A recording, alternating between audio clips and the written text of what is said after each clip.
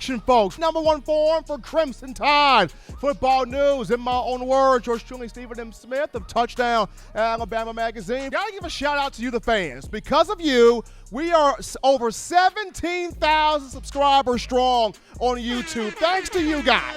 Over 17,000 subscribers strong on YouTube because of you, the fans. Definitely appreciate all that you have done in helping to grow the channel here for Touchdown Alabama Magazine. But we now dive into one, Jahleel Billingsley. And this is somebody of whom is an uberly talented player. He's extremely gifted. He's incredibly gifted.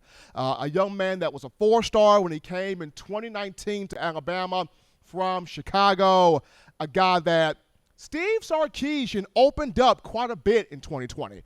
18 catches, 287 yards, 3 touchdowns. He had a really good spring.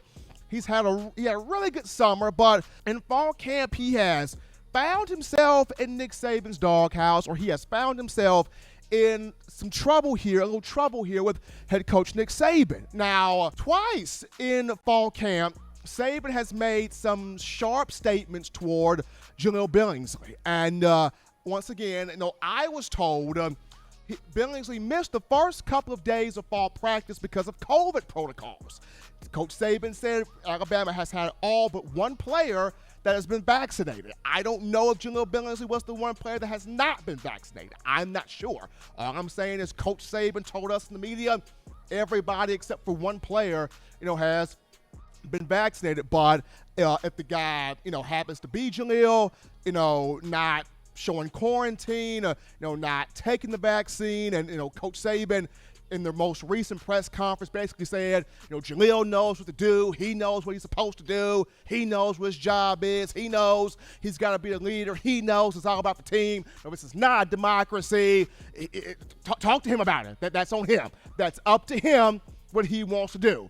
And when Saban is making these types of statements, it all kind of goes back to, the process. And the process is out of self and into team. Because when you get to the University of Alabama, it doesn't matter what your star rating is. You can be 5-star, 4-star, 3-star, 2-star, walk-on. It doesn't matter what your classification is. Because once you get to Tuscaloosa, everybody's a dog. Everybody's hungry. Everybody's dominant. Everybody's talented. And it boils down to, what can I bring to the table to help the team accomplish its goals, which is winning a championship? What can I do, or how can I help a team, be special, be dominant, be elite, be a marquee football team? And when you have Saban making these statements to the media, calling out a particular player, then you get the fans going, what's going on in Tuscaloosa? What's the problem in T-Town? Why is Saban going off? What has Billingsley done?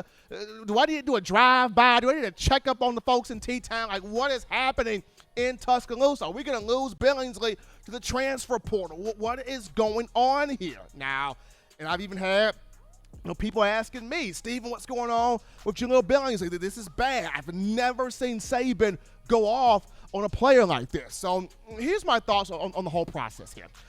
Jahleel Billingsley is not the first person to ever be in the quote-unquote doghouse or be in some trouble here with Coach Saban, and he won't be the last. Jahleel Billingsley is not even the first Alabama player, regardless of who the coach is, to be in the doghouse with a particular coach, and he won't be the last. During the Paul Bear Bryant era, we saw this with Joe Namath and Ken Stabler. Both of those two got in Coach Bryant's doghouse, doing something that they were not supposed to do. But what happened? Both of those two ended up working their way out of it, winning national championships. Both guys got drafted to play both guys got drafted to play pro ball. Both guys won Super Bowls as quarterbacks. Both guys are in the Hall of Fame right now.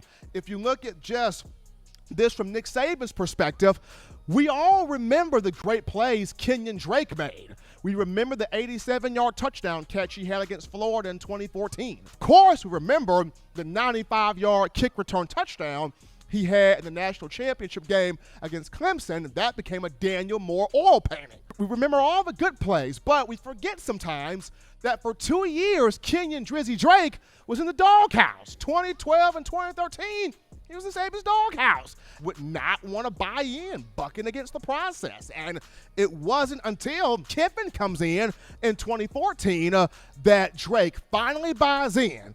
And you saw in 14, he opened that season up with 5 touchdowns.